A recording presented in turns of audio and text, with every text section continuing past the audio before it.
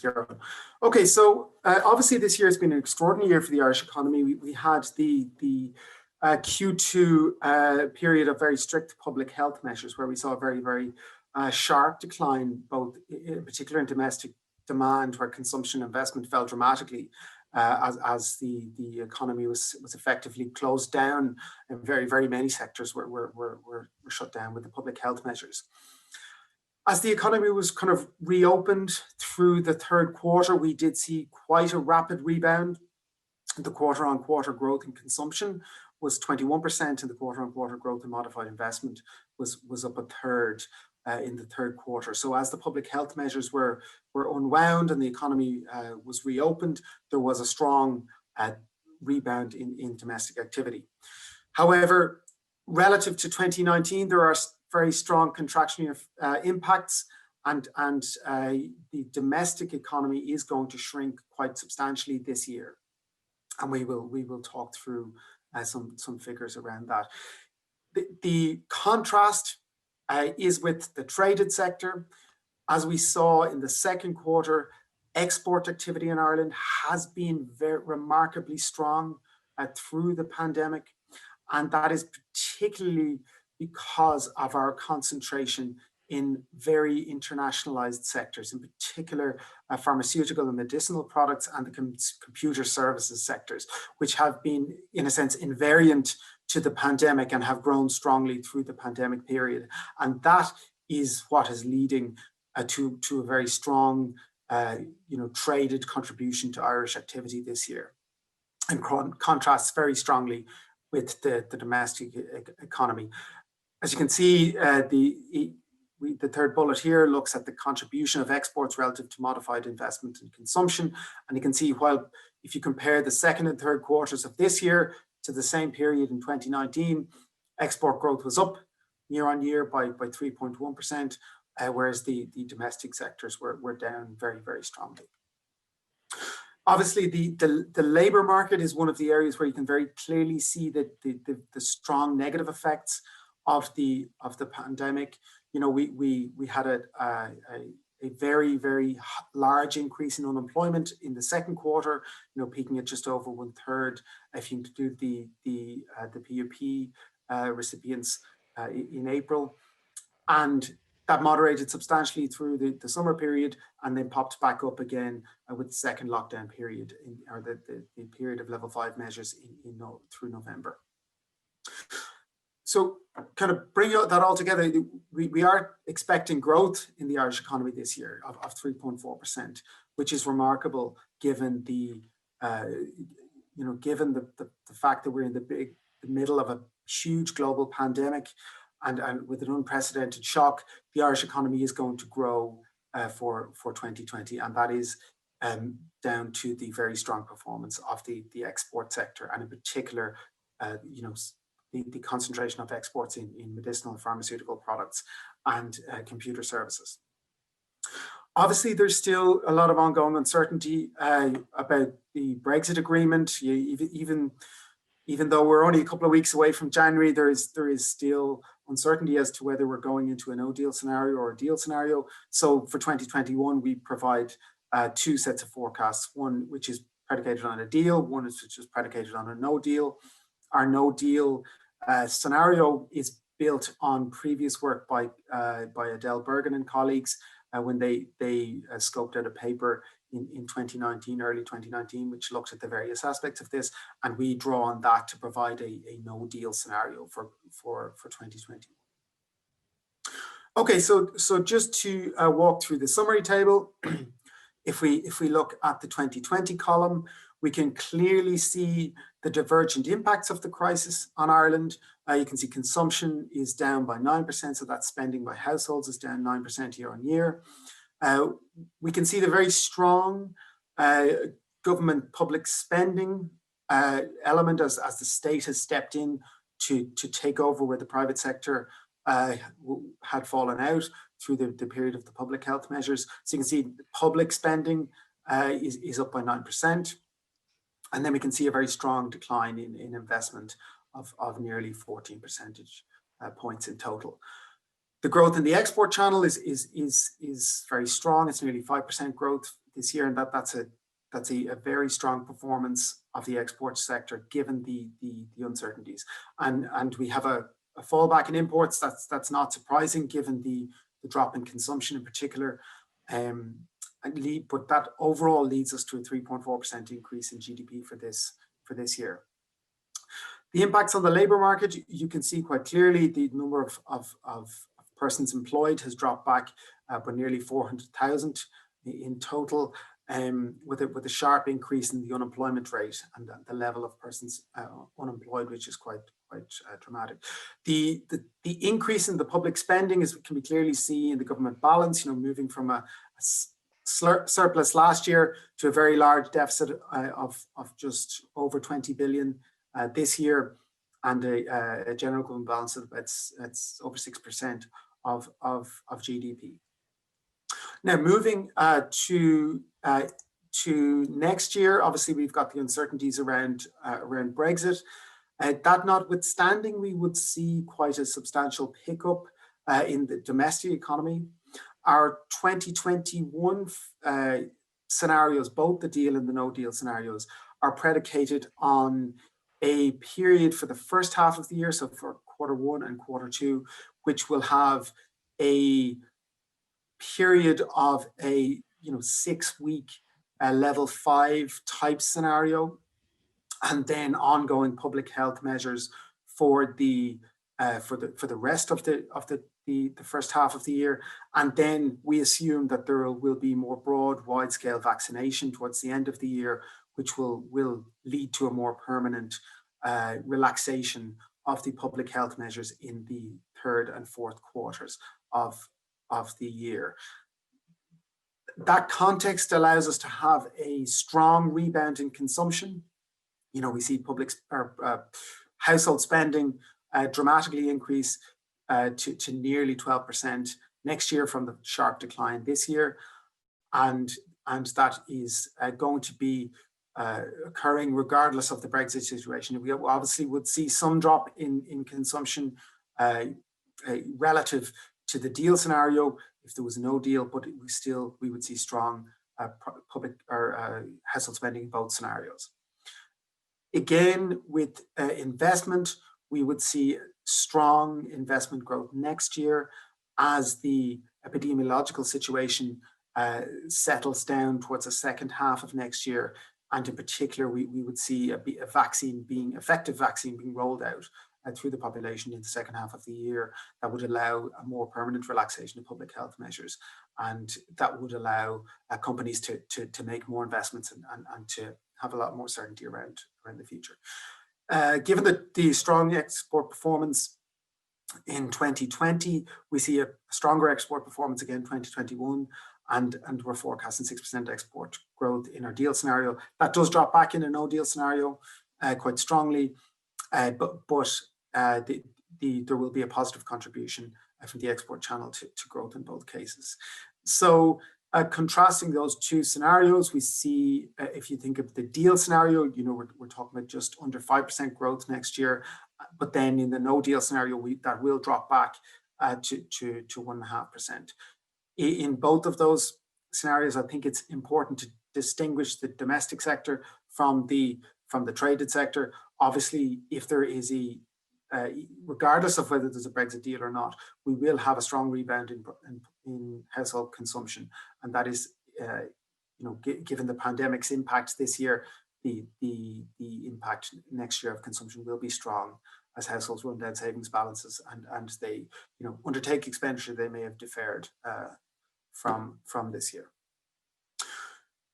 Okay, so this is a nice chart. It kind of demonstrates the difference between the domestic and the net traded sectors. So you can see the shaded blue bars is the contribution to GDP growth of domestic demand.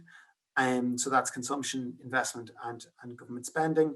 And then the light pink shaded area is the contribution of net trade. So if we focus in on 2020, what we can see is the very sharp reduction in activity from domestic demand. That is down by about 8% percentage points. But then we see this big contribution of the net trade. So this is the exports being greater than the imports. And this is what is leading us to have an overall growth position for this year. For next year, for 2021, this is our no deal scenario. And you can see that there will be a rebound of domestic demand, even in a no deal scenario. And even though we do see a reduction in the trade contribution in 2021 under a no deal, we do see domestic demand as pulling the economy upwards next year, even in a no deal scenario. The purple line is interesting. That's the unemployment rate. You can see the very clear deterioration in the labor market, and we see even in a recovery next year in the domestic economy, we will see very elevated unemployment levels, and I think that's important to point out. Looking at consumption, this is one of the most important indicators from the national accounts for the Irish economy, because obviously this is unaffected by the activity of the multinational, so it does give us a good lens into what's happening in the domestic sectors. Obviously, we saw one of the largest drops in consumption in Ireland in a European context in the second quarter. If you look at the chart on the right-hand side here, what it shows is the dots are the year-on-year decline in consumption across selected European economies. The dots are the second quarter, and the bars are the third quarter. So you can see, Ireland had a large second quarter drop, and that's likely to do with the relative severity of the lockdown period in Ireland relative to other countries. And you can see we've had a strong rebound, which leads us to being in the middle of the European distribution for consumption changes in this third quarter of this year. So overall, what we do see consumption is falling back by about 9% this year. That's despite the sustained recovery in the middle part of the year. And obviously we had the level 5 period towards the end of this year, but there is a reopening now, which means that will be offset somewhat. And then we see the two periods of deal and no deal next year still having a strong rebound in consumption. That's natural because the incomes are still increasing, and with less administrative restrictions, households will be able to spend overall. I thought this is an important chart to include. This is the gross savings ratio. This is one of the most dramatic adjustments that we've seen since the onset of the crisis. What you can see is that in the second quarter of this year, the savings ratios, this is how much incomes are unspent by households. And you can see it increased to just under 40%, which is a very, very dramatic increase. What this suggests is that there are likely to be quite a high volume of savings which can be used for future spending, and this should give a stimulus to domestic demand as households unwind these savings balances as public health measures are withdrawn over time. In terms of investment, obviously investment is one of the economic indicators that is most sensitive to uncertainty, and we saw quite a dramatic drop this year in investment activity. We do expect it to decline in the fourth quarter relative to the rebound we saw in Q3 because of the stricter restrictions. However, the composition of the second lockdown period, particularly the sectors that were covered by public health restrictions relative to the second quarter, means it won't be anywhere near as severe. In particular, the construction sector operating throughout the level 5 measures means that investment activity will take place relative to what happened in the second quarter. In terms of the housing market, we're looking at probably 18,500 housing completions for this year and just under 20,000 housing completions for next year. Obviously, we do see a rebound next year in investment, which would be hindered somewhat by a no-deal Brexit, but there would be a rebound, notwithstanding.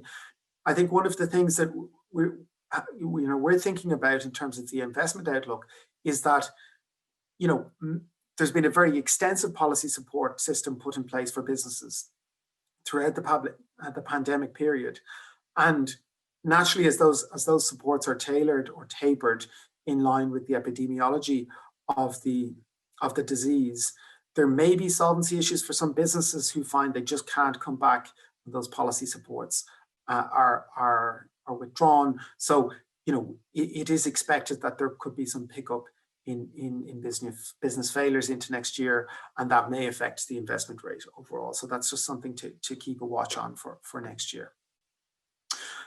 As I've said, on the traded side, we had a very large contribution of medicinal and pharmaceutical products and computer services, which leads us to a very strong export performance this year. And that's why we are putting out economic growth for this year.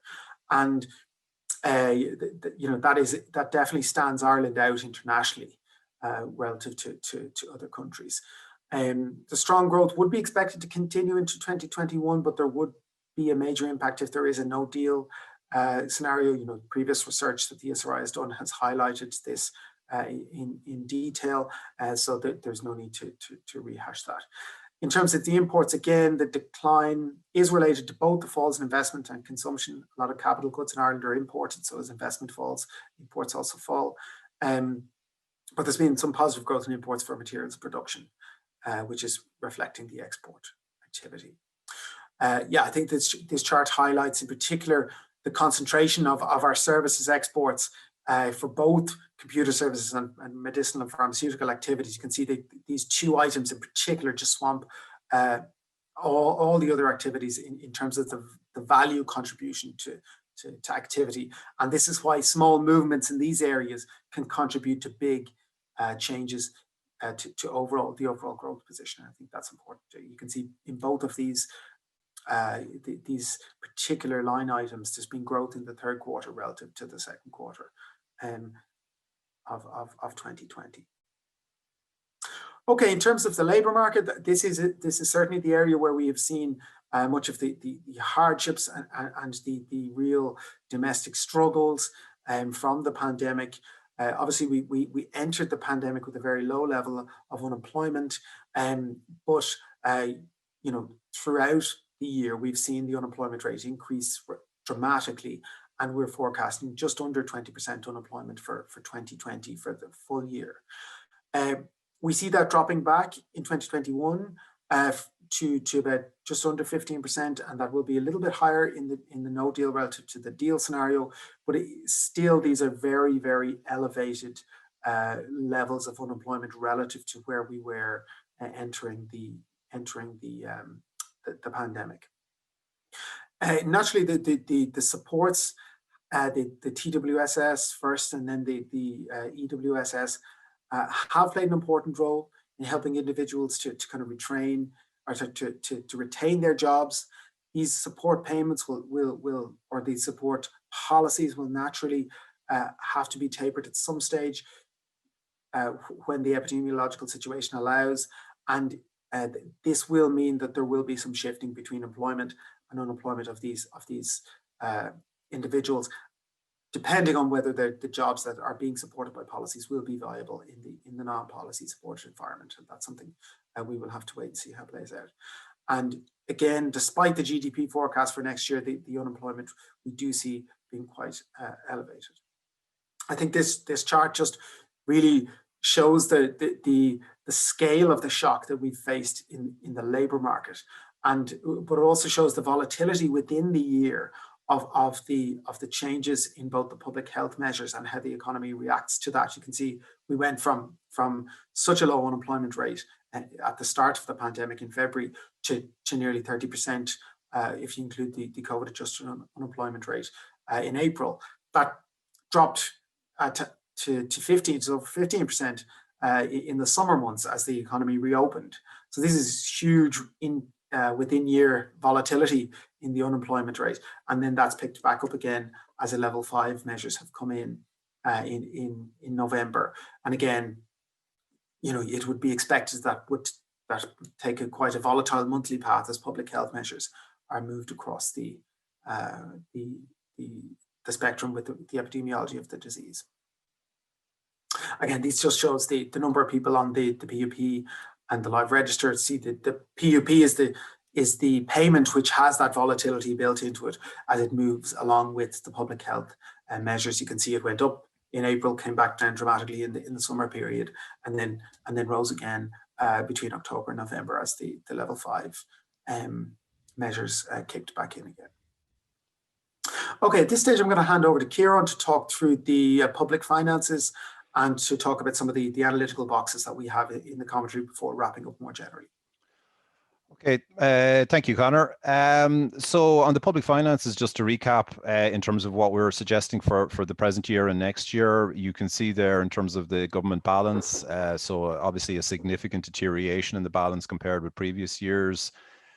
So we believe it'll be somewhere in the region of around 6.2%. In monetary terms, that's almost 23 billion of a deficit. And with the debt to GDP then obviously increasing somewhat up to around 62.5%. Next year, we still envisage a sizable deficit again, a little bit down on the present year, but still 4.6%, which again in monetary terms is around 18.5 billion. And again, that reflects mainly, I suppose, the fact that you're going to have continued high rates of unemployment through the year, and that will be one of the main reasons why you will have that higher deficit figure compared, as I said, to more recent years. What we've obviously observed throughout the year is that most tax headings have registered significant falls. So for the year to date, for the year to November, you can see income tax is down by 8%. We had commented in previous commentaries how the income tax figures were holding up. Now, I think the figure to November maybe slightly has to be taken with a slight pinch of salt, because I think the filing deadline for income tax returns was pushed back to December. So I think we'll, obviously with the December figures, we'll get a truer picture of the impact of the pandemic on income taxes. But you can see other measures such as VAT down substantially. Corporation taxes are up for the year 7%. We will talk a little bit about corporation taxes, as Conor said there, just in terms of the analytical boxes. But again, we would highlight our concern going forward about the sustainability of that kind of continued increase in corporation taxes that we've witnessed over the last number of years. There's some broader reasons why that would be the case, in terms of the formal ending of the double Irish, for example, and then I'll talk about another issue in a minute. Expenditure, as I said, will remain elevated through 2021. Again, that's mainly because of the relatively high rate of unemployment, notwithstanding the loosening of conditions, which we assume for the latter half of 2021. We still feel that there will be unemployment will still be at a double-digit rate by the end of the year, by the end of 2021. We don't present public finance figures for the no-deal Brexit, but almost certainly, I mean, you can take it that if you do have a no deal, that's going to see a deterioration in the public finances above and beyond what we've suggested for next year. Obviously, that's mainly due to the fact that a no-deal Brexit would result in higher rates of unemployment and lower tax take, and so therefore you would have a negative impact overall. Okay, maybe if I go on then to talk just about the first box, which we present in the commentary. So this is a box which is it's essentially just highlighting, I suppose, that notwithstanding what was feared at the outset of the previous US administration, there was a concern, I suppose, given the rhetoric, if you like, from that administration about the implications for Irish corporation tax revenue. There was assertions being made about bringing activity back to the United States, and there was a general feeling that this may result in a decline, we'll say, in corporation tax receipts as far as the domestic exchequer was concerned. However, in reality, the changes which were made by the US administration to the corporation tax system in 2017 meant that the American approach, if you like, or taxation system went to what's called a territorial based system, which meant in broad terms that the relevant tax rate was the tax rate of the country where a multinational operation was based. That obviously gave rise to concerns in the United States that it would incentivize US multinationals to offshore their activity to subsidiaries in other countries. As a countermeasure, this is maybe getting quite technical, but nonetheless, as a countermeasure, what was called a GILTI rate was brought in. And the GILTI rate is formally defined as the global intangible low tax income, which was essentially meant to, and it was brought in at a 10.5% rate. So this was basically meant to ensure that, if domestic US multinationals were offshoring activity to their subsidiaries in order to avail of the lower tax rate in that particular country, that this effective 10.5% rate would stand, so that they wouldn't pay a zero, for instance, tax rate, that they'd have to pay at least 10.5%. I think the general view amongst US commentators and even amongst Irish commentators was that that guilty rate was quite low. And so therefore many people believe that it's still, there was still an incentive there for multinationals, US multinationals, to offshore activity to subsidiaries in other countries. And I think there's a substantial body of opinion which would suggest that, we here in Ireland benefited somewhat from that, namely that you had activity being outsourced to subsidiaries here in Ireland. That led to an increase, obviously, in their activity. That led to an increase in their corporate profits registered here, and consequently that there was, a significant return as far as the domestic taxpayer was concerned. Now, it's not possible to clearly identify that and determine that beyond any shadow of a doubt, but I think there is a strong body of opinion that that is in effect what occurred. Consequently, if the incoming administration was to significantly change that tax system, so if it moved away, for instance, from the territorial system, or if it were to increase the guilty rate, then that would reduce the incentive for US multinationals to engage in that type of activity. And I think the overall outcome from that would be a reduction in the increase in corporation tax receipts for the domestic exchequer here. So I think it's just a cautionary note. Again, it's reinforcing a point we've made in the past about the sustainability of corporation tax receipts going forward. But if there is significant changes to the corporation tax structure in the US, then it will almost certainly have implications for the domestic exchequer here. The second box then we did was to look at the whole issue concerning debt sustainability. What we did was we built off analysis from the previous commentary, which was conducted by Adele Bergen and Abian Garcia Rodriguez. You may recall that they outlined a series of growth rates for the domestic economy after COVID. So they had a number of scenarios which basically entailed a baseline scenario. Then they had a recovery scenario, a delayed recovery, and a second wave. And what we've done is we've basically taken some very standard kind of calculations that are used in relation to debt sustainability. So basically the issue is you're looking at the comparison between the interest rate on your debt and the growth rate of the economy going forward. We take, obviously for the growth rate of the economy going forward, we take the scenarios that our colleagues came up with, the baseline, the recovery, delayed recovery, and the second wave. And we then compared it with the interest rate on Irish debt levels, the current interest rate that we face.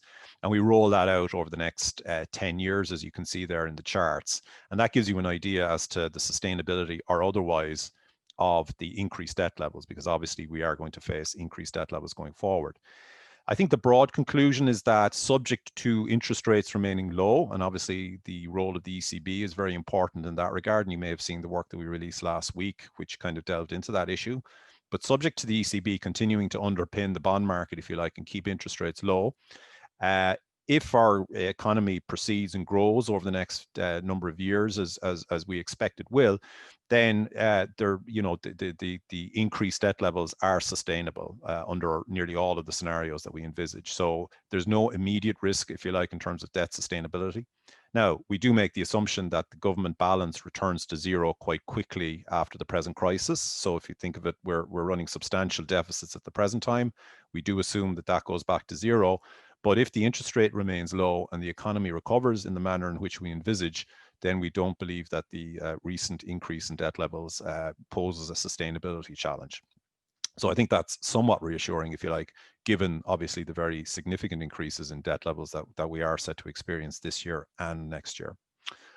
Okay, so I think then just moving on to the final, the overall situation. So as Conor's outlined there, I mean, the Irish economy, notwithstanding the huge negative impact of the pandemic in many areas, in particularly in domestic sources of growth in terms of investment consumption, because mainly of the strong performance of the export sector, we do envisage positive growth for the Irish economy in 2020. Obviously, we expect further positive growth next year, and significant growth at that. That obviously is conditional on a successful outcome from the EU-UK trade negotiations.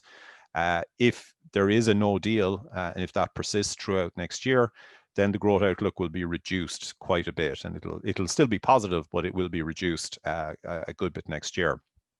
Obviously, we see the rollout of the vaccine, which we assume will become extensive throughout society and the economy for the latter half of 2021. We'll see significant increases in consumption and investment after the sharp decline this year. However, I suppose it is worth keeping in mind that the pandemic still has a substantial, or has had and continues to have a substantial negative effect both on the economy and society, and that's evidenced essentially through the unemployment rate. Still very high rates of unemployment. We expect 20% by the end of this year. And even with the successful rebound and recovery in the economy in 2021, we still see double-digit unemployment at the end of 2021 and an average of, I think, 15% for next year. So that is still very much a cautionary tale. And will pose significant challenges going forward. In terms of the policy implications, our colleagues in Claire Keane and the Tax, Welfare and Pensions team have, in their paper last week, have commented on some of the policy measures and some possible changes to them. I think clearly going forward, it will be a big challenge for the government next year and the year after in terms of how it modifies and tapers the various different policy measures that have been introduced.